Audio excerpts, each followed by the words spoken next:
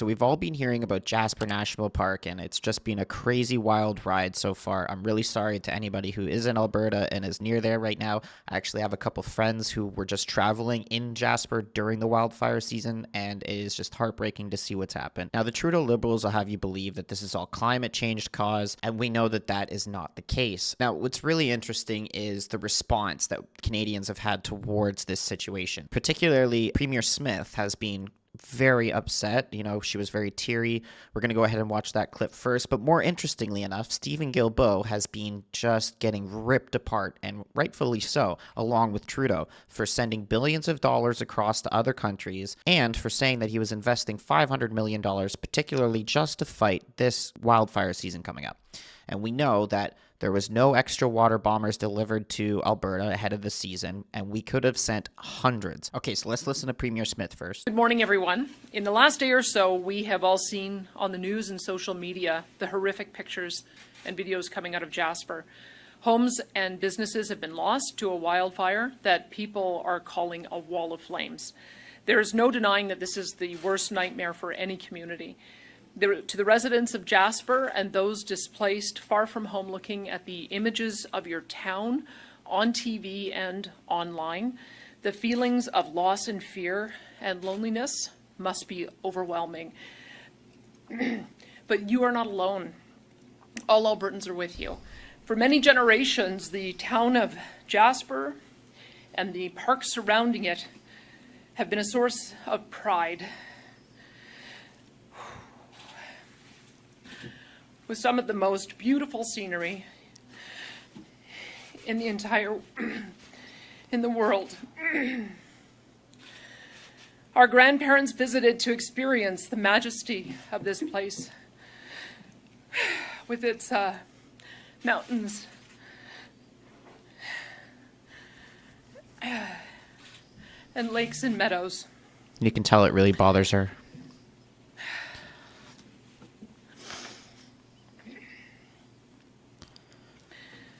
They took our parents, who then took us to this special spot that they'd spent time in as children. And now we take our own kids and our own loved ones and visitors from around the world to feel that same feeling that you get with your first glimpse of the mountains on the horizon.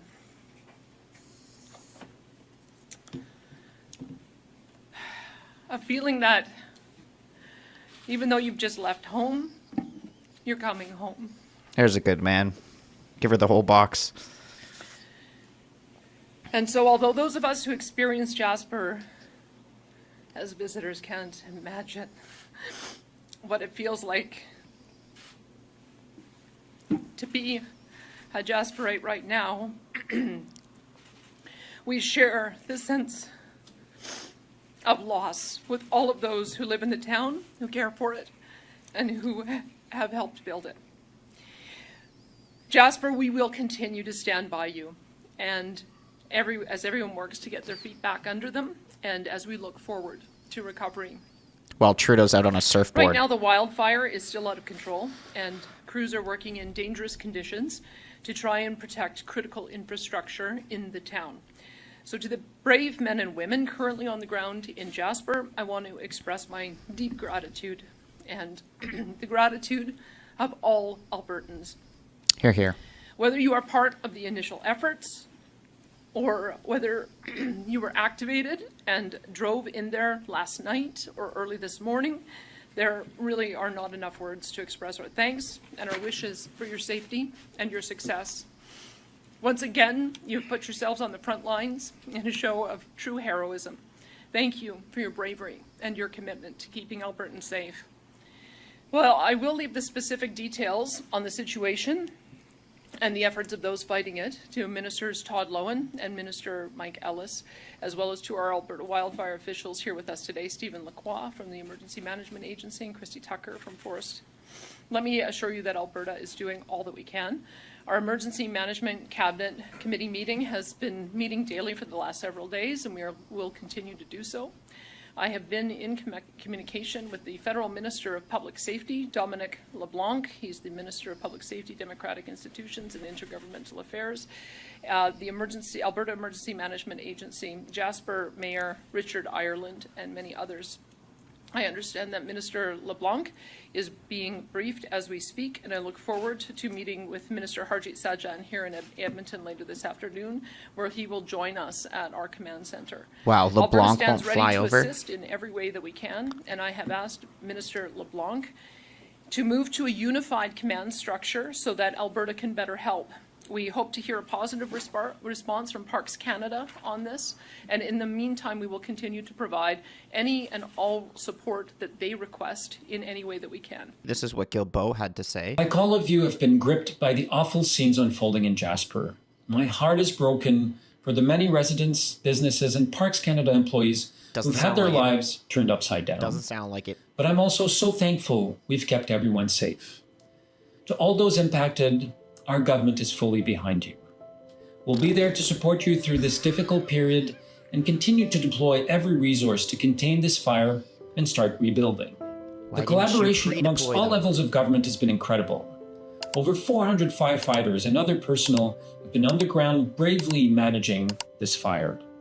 Moving forward, Parks Canada emergency officials will be working within Alberta's emergency management operations. We predicted wildfires would be bad this year. Then why didn't you buy extra bombers? Why are we sending all these billions of dollars across to other countries and you can't buy a couple hundred water bombers when you know it's bad? Parks Canada has taken many measures to prepare. That includes prescribed burns, brush clearing, thinning the forest, and clearing a wide buffer zone around the town of Jasper. Oh, guys, he trimmed some hedges. That's where your carbon tax is going. He's trimming hedges. But days of temperatures in the high 30s scorched the forest. Things took a turn for the worse when lightning strikes converged with strong winds. Soon after, on Monday, an evacuation alert was issued, and by Tuesday, the town and backcountry campsites were cleared. Conditions by Wednesday deteriorated quickly, and the fire jumped the fire lane. Parks Canada firefighters described a fire that moved at 15 meters a minute. Giant wall of flames, 100 meters high. Flaming pine cones raining down up to a kilometer ahead of the fire. I thought the carbon tax was supposed to stop all this. It's fighting climate change. Come on. By the evening, only firefighters with specialized equipment could stay behind. The strength of the fire meant that even water bombers couldn't get close enough and were grounded. Yeah, because those are helicopter water bombers. We could have had airplane water bombers. The fact is the fire burned hotter, bigger, and faster than forces could handle. For almost a century now, Parks has done a tremendous job managing the Jasper National Park. That is what has made the town the iconic location that it is.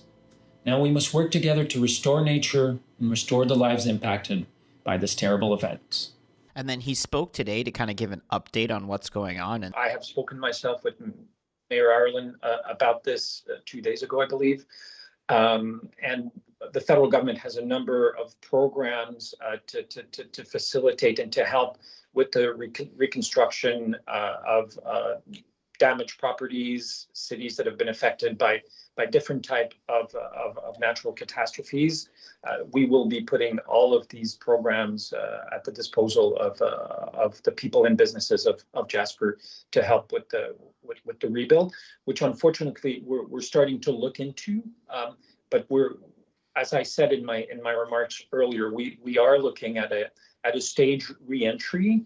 It's going to take a bit of time, and especially in light of weather conditions in the coming days, we want to be very careful because safety of the people of Jasper is our main concern right now.